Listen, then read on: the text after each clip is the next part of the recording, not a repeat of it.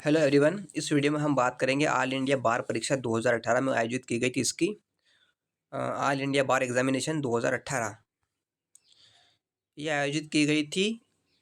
All India बार परीक्षा 2018 10 जून 2018 को आयोजित की गई थी, जिसमें 100 प्रश्न थे और 100 नंबर का पेपर था। चलिए शुरू करते हैं। नंबर 1, मुख्य परीक्षा किसके द्वारा की जाती है? न्यायालय का मुख्य परीक्षक, ख अभियुक्त द्वारा नियुक्त अधिवक्ता, ग सरकार द्वारा नियुक्त अधिवक्ता और ग न्यायालय के पीठासीन न्यायाधीश द्वारा। इसमें चारों ही गलत है। ये पहला प्रश्न उस टाइम पे गलत आया था। नंबर 2, जलवायु परिवर्तन पर सम्मेलन किसका परिणाम था? इसमें आएगा the Rio de Janeiro conference. Number 3, अधीनस्थ अदालतों पर नियंत्रण का अधिकार कैसे है? क उच्च न्यायालय का। 4, सीपीसी की धारा 34 क्या प्रदान करती है? ग ब्याज की राशि का संदाय। 5, एक कुल्हाड़ी से काम कर रहा था। कुल्हाड़ी अग्रभाग उड़ जाता है और पास में खड़े एक आदमी की जान चली जाती है। अगर एक की ओर से उचित सावधानी बरती जाती है तो इसका कार्य माफी के योग्य है, अपराध नहीं है। किस धारा में निहित है? इसमें आएगा क आईपीसी की धारा 80 में निहित है। Number 6, Delhi domestic working women forum बनाम यूनियन ऑफ इंडिया 1995 1 SSC 14 इस जनहित याचिका में अदालत के सामने क्या मामला आया था? क कुछ घरेलू नौकरानियों की दुर्दशा जिन पर सेना के पुरुषों द्वारा यौन उत्पीड़न किया गया था। 7, साइबर कानून का कौन सा अध्याय डिजिटल हस्ताक्षर के लिए कानूनी मान्यता प्रदान करता है? क अध्याय 3। 8, FIR की क्या जानकारी देती है? ग एक संज्ञेय अपराध का कारित किया जाना। 9, शिकायतकर्ता की परिभाषा किस धारा के तहत उपभोक्ता संरक्षण अधिनियम में वर्णित है? क धारा 21 ख। 10, सिविल प्रक्रिया संहिता में अंतर्विभाजी वाद के वाद पत्र किस आदेश और नियम के अंतर्गत आते हैं? ग आदेश 35 नियम 1। नंबर 11, स्थायी खाता संख्या पैन को किसके तहत परिभाषित किया गया है? ग आयकर अधिनियम 1961। नंबर 12, अपनी इद्दत पूरा होने से पहले एक महिला के साथ शादी है। क अनियमित। नंबर 13, सीपीसी की धारा 10 क्या प्रदान करती है? क वाद का स्थगन प्रदान करती है। प्रश्न नंबर 14, भारतीय साक्ष्य अधिनियम की धारा 118 के तहत किसके परीक्षित करने पर रोक है? इसमें आएगा क एक पागल जो उसके किए गए सवाल को नहीं समझ सकता है। ख बहुत वृद्ध व्यक्ति जो प्रश्नों का विवेकपूर्ण उत्तर नहीं दे सकता है। घ एक करुणा आयु व्यक्ति प्रश्नों का विवेकपूर्ण उत्तर नहीं दे सकता है। ग उपरोक्त सभी, यानी कि इसमें तीनों आएंगे। नंबर 15 में आता है उच्चतम न्यायालय ने एएसआई बम्बई बनाम भारत संघ में फैसला लिया था। क राज्य में राष्ट्रपति शासन से संबंधित। नंबर 16, झूठे कारावास के लिए मुआवजे के लिए एक बात दर्ज कराने की परिसीमा अवधि क्या है? इसमें आएगा ग कारावास के समाप्त होने की तारीख से 1 वर्ष तक। नंबर 17, कानून का नियम किस के द्वारा परिभाषित किया गया? ग एवाई डाइसी के द्वारा। नंबर 18, एफआईआर दर्ज करने के लिए क्या समय निर्धारित है? तो इसमें आएगा घ कोई समय निर्धारित नहीं है, आप कभी भी करा सकते हो। 19, निम्नलिखित में से कौन सा सर्वोच्च न्यायालय को अपील के संदर्भ में विरचित नियमों के बारे में सच है? तो इसमें ना क आएगा, ना घ आएगा, ना ग, तीनों ही नहीं आएंगे। नंबर 20 में आएगा षड्यंत्र के टोर्ट में संयोजन का उद्देश्य होना चाहिए। क पीड़ित के कानूनी अधिकार का उल्लंघन करे। नंबर 21 में आता है लिखतों का परिशोधन किस धारा में है? ग विनिर्दिष्ट अनुतोष अधिनियम की धारा 31 से 33। 22, नियोक्ता द्वारा अनुचित श्रम व्यवहार है। क उत्पीड़न। ख झूठे आपराधिक मामलों को उलझाना और ग बिना छुट्टी लिए अनुपस्थिति के झूठे आरोप। ग उपरोक्त सभी। नंबर 23, पहला संवैधानिक संशोधन कब अधिनियमित किया गया था? ख 1951 में। नंबर 24, किसी व्यक्ति को अपराध या अवैध कार्य या चूक करने के लिए उकसाता है तो उस पर निम्नलिखित धारा लग सकती है। क आईपीसी की धारा 107।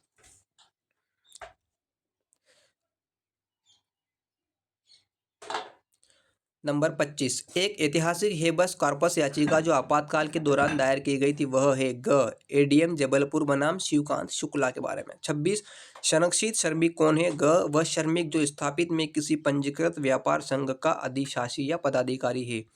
नंबर 27, एक व्यापार चिन्ह एक दृश्य प्रतीक होता है। तो वाणिज्य से जुड़ी वस्तुओं को अन्य वस्तुओं से अलग करने के लिए एक दृश्य के साथ लागू होता है। यह किस तरह का है? एक शब्द है, एक यंत्र है, एक लेबल है। उपरोक्त सभी तीनों ही सही है।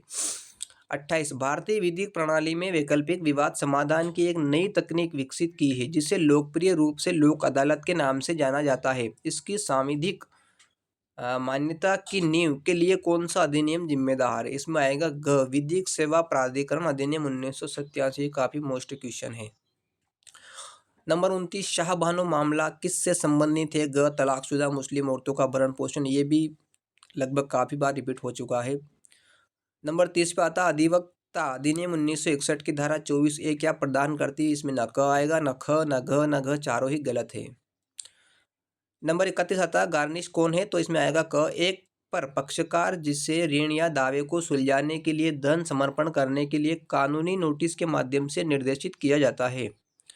32 भूमि अधिग्रहण अधिनियम 1894 की धारा 18 के तहत निम्नलिखित अधिकारियों में से किसे अदालत में मामले को संदर्भित करने का अधिकार है? 32 में कलेक्टर साहब आएंगे। ग 33 में आएगा संविदा के विनिर्दिष्ट पालन के लिए वाद कितने समय में स्थापित किया जाना होता है? क 3 वर्ष के अंदर करना होता है। नंबर 34 औद्योगिक विवाद अधिनियम 1947 के तहत औद्योगिक विवाद का अर्थ क्या होता है? क नियोक्ता द्वारा नियोक्ता के बीच विवाद, ख नियोक्ता और श्रमिक के बीच विवाद, ग नियोक्ता और श्रमिक के बीच रोजगार और बेरोजगारी को लेकर विवाद। ग उपरोक्त सभी इसमें तीनों ही सही है। फिर आएगा 35 नंबर पर इंग्लिश मामले रायलैंड बनाम फ्लेचर ने एक बहुत ही महत्वपूर्ण नियम अधिकथित किया था। इसमें यह प्रश्न पूरा ही गलत आया था। नंबर 36 इनमें से कौन सा वैध बिक्री के लिए आवश्यक नहीं है? घ विक्रय का करार अवश्य होना चाहिए। नंबर 37 हिरासत में मृत्यु होना कानून के राज द्वारा संचालित सभ्य समाज का सबसे घिनौना अपराध है। उच्चतम न्यायालय ने यह टिप्पणी किस मामले में की थी? घ DK बसु बनाम बंगाल राज्य। 38 PIL को उच्च न्यायालय और उच्चतम न्यायालय में कौन ले जा सकता है? घ कोई भी जनभावना वाला व्यक्ति, ख गैर सरकारी संस्था या जनभावना वाले संस्था के सहयोग से, ग जनभावना वाले व्यक्तियों का समूह जिनका कोई निजी लाभ न हो। ग उपरोक्त सभी तीनों ही सही है इसमें। 39 प्रसन्नता का सिद्धांत किस पर लागू होता है? ख जनसेवक पर लागू होता है। 40 कंपनी के अंतर नियमों को कौन बदल सकता है? घ शेयर धारक एक विशेष प्रस्ताव पारित करके। 41 अनुच्छेद 361 प्रदान करता है न्यायालयों में मुकदमा चलाने से राष्ट्रपति और गवर्नरों का संरक्षण और उन्मूलन करके। 42 में आता है धार्मिक भावनाओं को आहत करने के लिए जानबूझकर इरादे से शब्दों के बोले जाने के लिए किस धारा के अंतर्गत निपटा जाएगा? इसमें आएगा क IPC की धारा 298। 43 CRPC की धारा 320A के तहत आपराधिक धमकी के लिए IPC की कौन सी धारा लागू है? ग 506। नंबर 44 इनमें से कौन सा वैकल्पिक विवाद समाधान तंत्र का एक नवीनतम रूप है? घ लोक अदालत। नंबर 45 इनमें से कौन एक नाबालिग मुस्लिम की संपत्ति का कानूनी अभिभावक नहीं है? ख भाई। नंबर 46 किसी भी प्रश्न का उत्तर देने वाला कोई भी सवाल जिसे उसे करने वाला व्यक्ति प्राप्त करने की अपेक्षा रखता है क्या कहलाता है? तो ये पराई प्रश्न गलत है। नंबर 47 सिविल प्रक्रिया संहिता की धारा 145 के खंड 1, 2 और 3 के अनुसार एक प्रतिभू नंबर क खुद को व्यक्तिगत रूप से उत्तरदायी प्रस्तुत कर सकते हैं। ख वह केवल अपनी संपत्ति पर बदलाव दे सकता है। घ वह व्यक्तिगत देयता ले सकता है और आगे की चार्ज के रूप में अपनी संपत्ति चार्ज कर सकता है। घ इनमें तीनों ही सही है। नंबर 48 कारखाना अधिनियम 1947 की धारा 49 बताती है ग कल्याण अधिकारी के बारे में। 49 सिविल प्रक्रिया संहिता की धारा 115 में प्रयुक्त शब्द मामला व्यापक महत्व का है। इसमें आएगा ख इसमें सिविल कार्यवाही अन्य बात शामिल है और सिविल कोर्ट में कार्यवाही की पूरी तरह से धारा में निहित किसी भी चीज तक सीमित नहीं है। 50 विशिष्ट अचल संपत्ति की पुनः प्राप्ति परिभाषित है। क विनिर्दिष्ट अनुतोष अधिनियम की धारा 51 संपत्ति कर अधिनियम की धारा 29 के द्वारा ख सुप्रीम कोर्ट में अपील की जा सकती है। 52 जिलाधिकारी भूमि अधिग्रहण अधिनियम 1894 के तहत इस अधिनिर्णय में किए गए सभी सुधारों में शामिल सभी व्यक्तियों को तत्काल प्रदान करेगा सूचना। ग नंबर 53 तटीय विनिमय क्षेत्र अधिसूचना केंद्र सरकार द्वारा कब जारी की गई थी? ग 1991 में। 54 वैध अभिभावक कौन है? नंबर 1 क व्यक्ति जो विधि में नाबालिग का प्रतिनिधित्व करता है। ख एक व्यक्ति जिसे न्यायालय द्वारा नियुक्त किया गया है। ग एक व्यक्ति जिसे किसी अविवाहित बेटी का प्रतिनिधित्व करने के लिए अधिकृत किया गया है। ग उपरोक्त सभी तीनों ही सही है।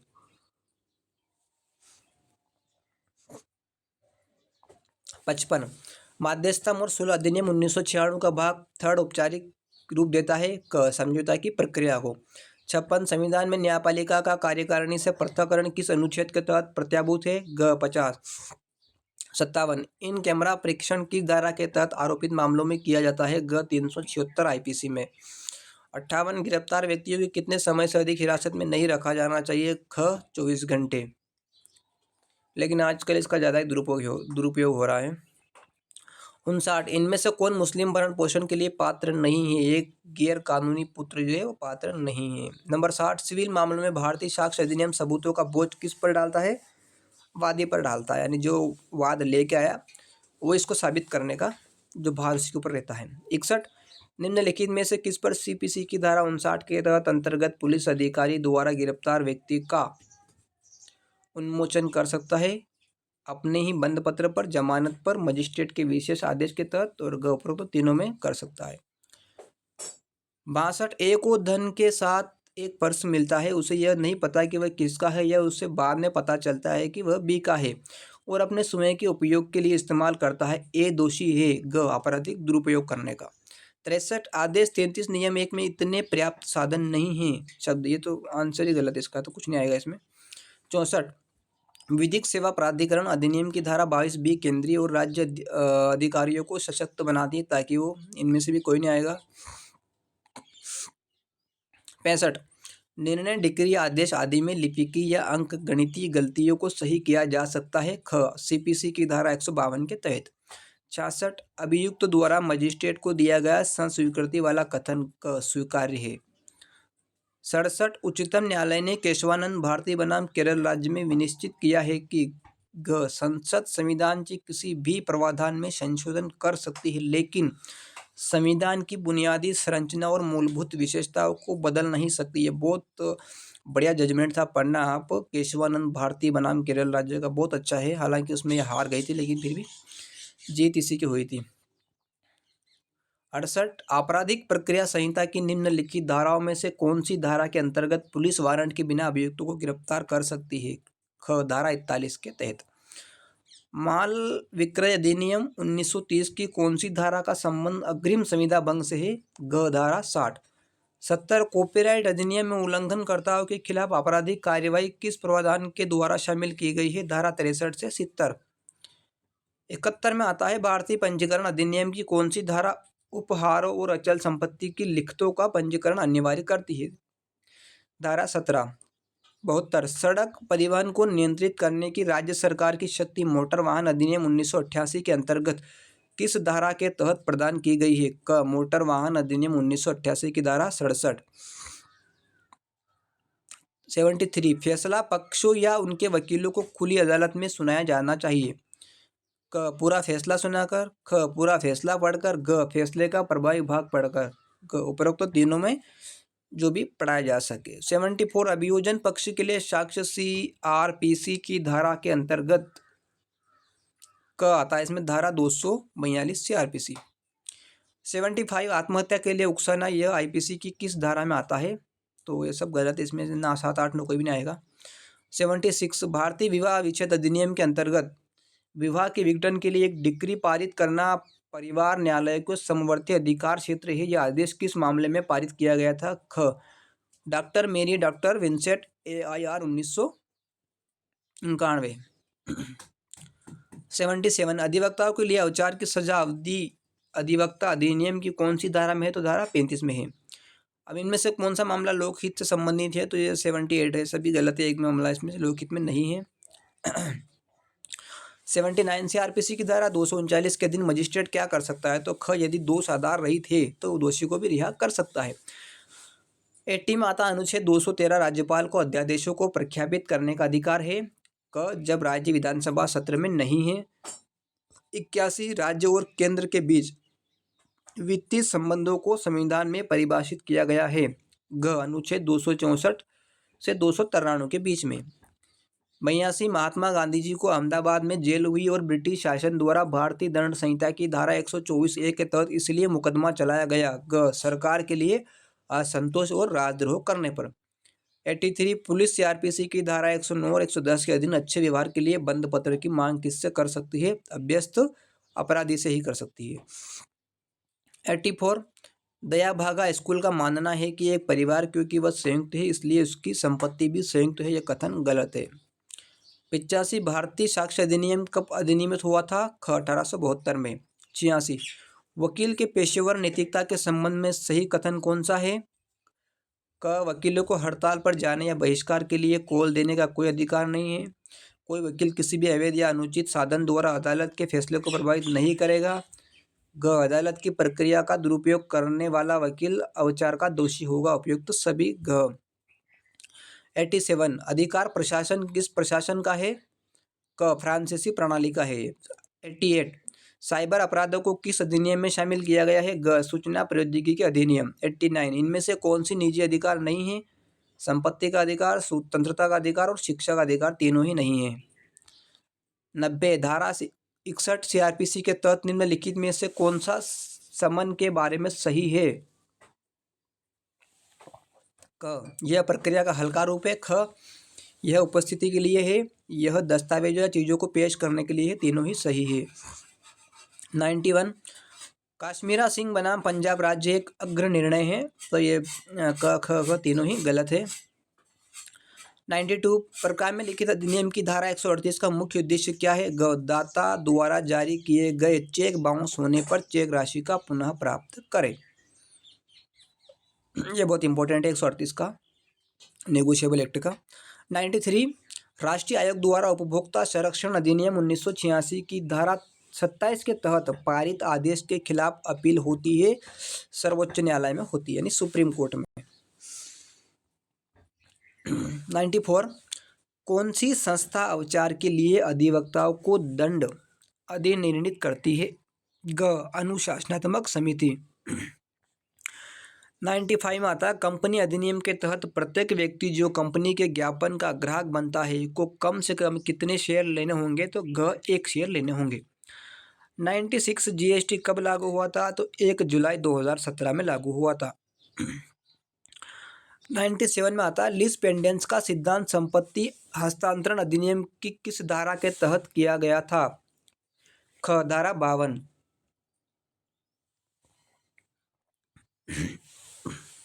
98 अंतर्राष्ट्रीय कानून की विशेषताओं के बारे में निम्नलिखित में से कौन सा कथन सत्य है?